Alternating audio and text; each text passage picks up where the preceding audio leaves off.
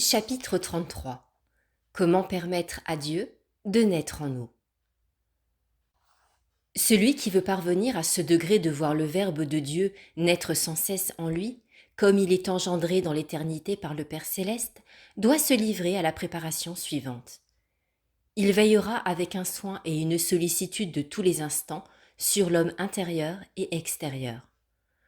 Pour ce qui concerne d'abord l'homme extérieur, il faudra qu'il l'assujettisse, le courbe, le prosterne, le réduise, dans tous ses sens extérieurs, dans toutes ses forces corporelles, dans toutes les jouissances que sa nature recherche partout, dans la nourriture, dans la boisson, dans le sommeil, en étant assis ou couché, dans le plaisir sensuel, dans la société des personnes, quelles que soient ces dernières, du moment qu'il n'y a pas de nécessité de les fréquenter, serait-ce des frères ou des sœurs ou d'autres parents. De même, il faudra faire une guerre à mort aux mœurs corrompues et aux mauvaises habitudes, rejeter toute préoccupation ou sollicitude inutile et extérieure au sujet de la nature et des sens, en se regardant comme mort relativement à tout cela, suivant la parole de l'apôtre. Vous êtes morts et votre vie est cachée avec le Christ en Dieu. Colossiens chapitre 3. Quant à l'homme intérieur, il le dirigera et le transportera au-dessus de lui-même, en Dieu, sans regarder ni à droite ni à gauche, de manière à pouvoir dire avec l'apôtre « J'oublie tout ce qui est derrière moi, et je tends tous mes efforts et tout mon être vers ce qui est devant moi, vers le but que je veux atteindre. » Philippiens chapitre 3. Il se tiendra toujours en face de Dieu, prêt à accomplir son bon plaisir, lui ouvrant toutes ses facultés, toute son âme, au-dessus de tout mode, et en restant dans une profonde humilité et un grand abaissement de tout son être. Il se tiendra comme prosterné aux pieds de Dieu, dirigeant vers lui uniquement et purement ses regards, sans s'arrêter à ses dons, ni à tout ce qui peut en être la conséquence, fixé en Dieu, par-dessus tous les modes.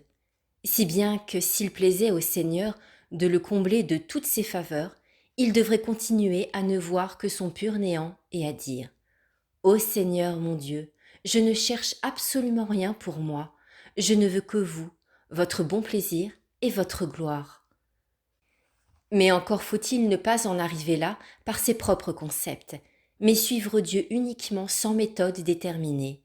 Souvent, en effet, dans cet état, ce qui nous servait hier serait nuisible aujourd'hui. Voilà pourquoi j'ai dit qu'il fallait suivre Dieu sans méthode déterminée.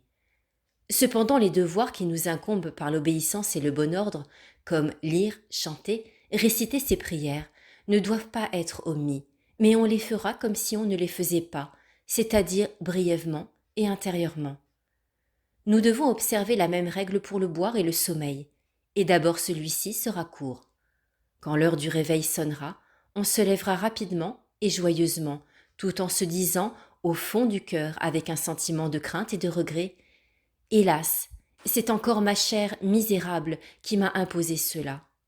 Ô doux, ô aimable, ô noble et insondable abîme, ô Seigneur mon Dieu, vous dont l'amour ne me quitte pas, voici que je viens de vous oublier encore une fois. » Après cela, on fera 2 ou 3 fois le signe de la croix et la venia avec une profonde humilité et une grande générosité. Puis, avec toute la force dont on est capable, on s'élèvera au-dessus de soi-même pour se plonger et se réfugier joyeusement et tout entier dans l'abîme de la divinité, avec toutes ses puissances et tous ses sens. Quant à l'attitude que doit avoir notre corps, elle sera celle qui favorise le plus notre union avec Dieu. Si en étant assis, vous vous trouvez plus appliqué qu'en étant debout ou à genoux, ce que l'expérience vous aura bien vite appris, restez assis. Remarquons enfin que celui qui est ainsi uni à Dieu par l'Esprit ne doit pas se troubler s'il lui arrive de négliger quelque chose, comme serait par exemple telle prière, telles invocations ou tels exercices, quelque saintes que soient d'ailleurs les pensées qu'il laisse de côté. Comment, en effet, pourrait-il mieux conserver toutes ces pratiques dans leur plus grande ferveur qu'en s'unissant à la fin à laquelle tous ces exercices se rapportent, pour laquelle ils sont faits et vers laquelle ils se dirigent? Cette fin, une fois obtenue, avec les bienheureux, tous s'y reflètent. Pour accomplir cet acte, Il est bon de se réserver 3 heures dans la nuit, pendant lesquelles on pourra se plonger davantage dans la dévotion et la ferveur. La première, c'est le soir, après complis. La seconde à minuit. La troisième au crépuscule, avant le lever du soleil. Pendant ce temps, nous veillerons sur nous avec une attention toute particulière, suivant le conseil que nous donne notre Seigneur. Veillez donc, car vous ne savez pas à quel moment le Maître viendra. Matthieu chapitre 13. Sera-ce le soir, à minuit, au chant du coq ou le matin? Il n'est pas douteux que si nous agissons ainsi, une fois ou l'autre, le Seigneur viendra à nous avec toute sa splendeur. Demandons-lui en grâce d'accomplir en nous son œuvre divine comme il l'a accomplie dans ses amis, c'est-à-dire de la manière la plus parfaite. Mais pour qu'il puisse réaliser cette œuvre, sans trouver le moindre obstacle de notre part, nous devons lui laisser le lieu, le temps, le loisir et l'espace. Cependant, dans les autres œuvres qui doivent se faire pendant le jour, l'œil intérieur de notre cœur doit demeurer fixé amoureusement et toujours ouvert du côté de Dieu, de sorte que dans notre fond, il n'y ait pas d'autre intention, d'autres aspirations que pour lui. Et si la sensualité voulait, par hasard, se porter ailleurs, chercher et sentir autre chose, il faut l'en détourner immédiatement jusqu'à ce qu'elle soit remise en place et réfrénée par son pédagogue intérieur, c'est-à-dire par la raison. Il importe, en effet, dans toute œuvre, dans toute parole et dans tout exercice, de rentrer le plus tôt possible dans son intérieur et de voir à cette lumière si cette œuvre, cette parole ou cet exercice doivent avoir lieu ou si on doit les omettre. On n'agira ensuite qu'après avoir obtenu intérieurement la permission. Alors seulement on pourra avoir l'assurance de plaire à Dieu. Lorsque nous mangeons, nous devrions prendre chaque morceau avec l'intention et le désir de recevoir en même temps de la main de Dieu l'adorable sacrement de l'Eucharistie. Il ne faut rechercher dans le boire et le manger aucune délectation, mais seulement le nécessaire pour le soutien de la santé, et avec les aliments, nous attirerons au fond de notre âme le très doux nom de Jésus en répétant « Ô aimable et précieux sang de notre Seigneur Jésus-Christ, qui avait été répandu par un excès d'amour brûlant, je vous en supplie, descendez dans le fond desséché et aride de mon âme. Il est, hélas, plus privé de force que ma pauvre chair qui a besoin de la nourriture corporelle. » C'est à ces aspirations qu'il nous faut nous appliquer en prenant nos repas, de manière à donner la nourriture à l'homme intérieur plus encore qu'à notre misérable chair dont la corruption est proche. Quiconque observera ce mode de vie ne pourra manquer, si vraiment il le désire et le désir de cœur, de sentir au-dedans de lui cette divine génération dont nous parlions plus haut. 5 dons en particulier lui seront accordés. Le premier, ce sera le mépris de l'homme extérieur et corruptible, le peu de cas que nous ferons de notre commodité corporelle, de nos sens et de toutes les jouissances apportées par les choses périssables, de sorte que nous ne nous mettons plus en peine de l'honneur et du bien-être temporel, de la nourriture ou de la boisson plus ou moins délicate et abondante, de tout ce qui flatte le corps, de la faveur ou de l'envie, de l'amour ou de la haine, de la louange ou des reproches, des biens qu'on nous donne ou de ceux qu'on nous soustrait. Et nous dirons avec l'apôtre, « J'ai regardé toutes choses comme du fumier pour gagner le Christ. » Philippiens chapitre 3. Le second consistera à sentir Dieu s'approcher de plus en plus de notre esprit. À chaque instant, il se rendra plus présent à notre âme que ne peuvent l'être nos sens et les réalités extérieures. Et nous-mêmes, nous serons prêts sans cesse, toutes les fois que nous respirerons, à nous offrir et à nous élever à Dieu pour le goûter et le sentir. Le troisième, c'est que nous obtiendrons la vraie paix dès ce monde et que nous mériterons d'avoir une sorte d'avant-goût de cette paix éternelle dont nous devons jouir un jour. Oui, nous en serons déjà si bien les possesseurs que personne ne pourra plus nous la ravir.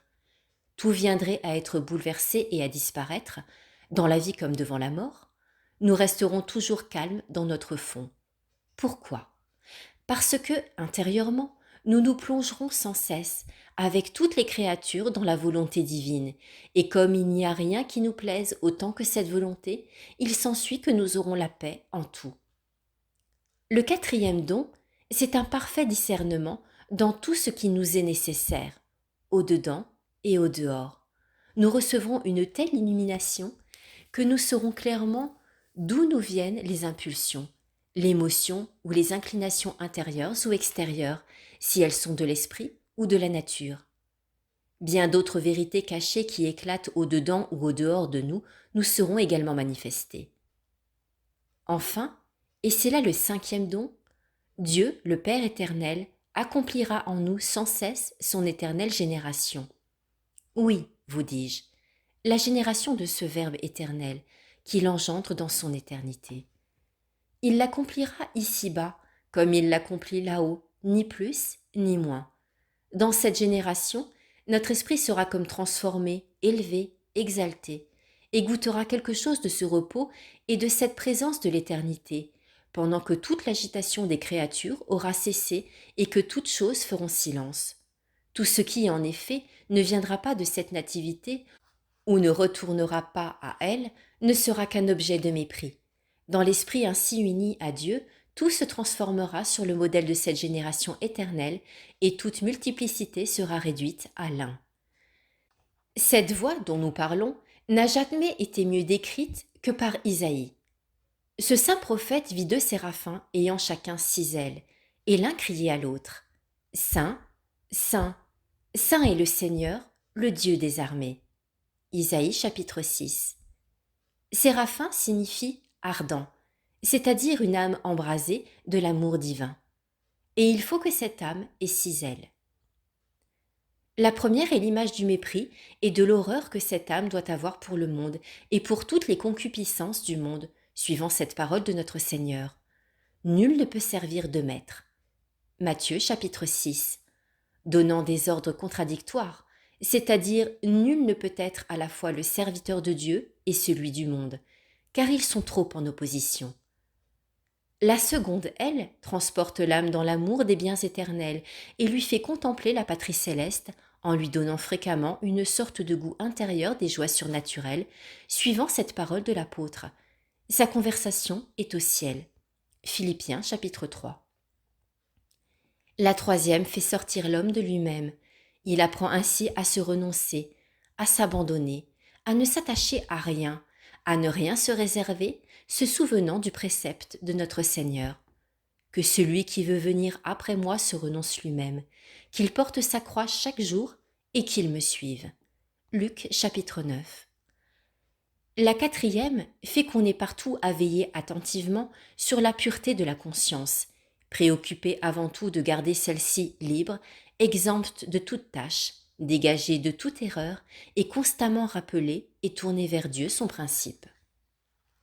La cinquième maintient l'âme dans l'application continuelle à faire la volonté de Dieu et la rend prête à toute heure et à tout moment dès qu'elle sera prévenue à accomplir cette volonté sainte.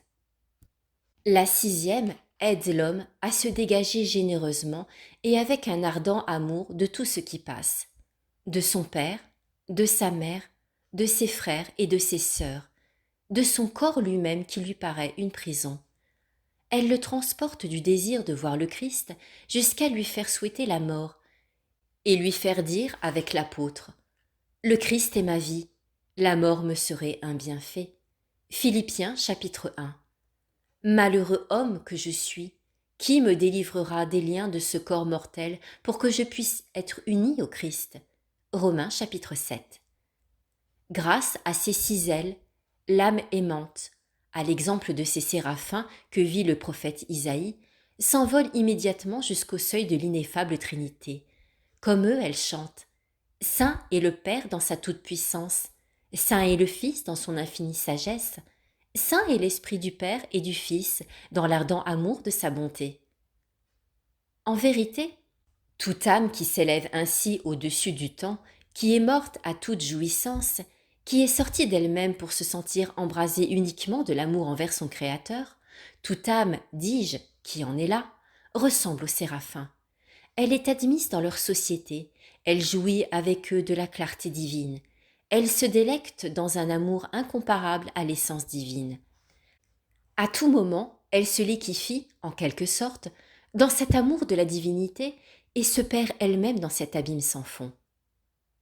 Daigne le Père éternel, le Roi des rois et le Seigneur des seigneurs, nous accorder à tous cette grâce. Ainsi soit-il.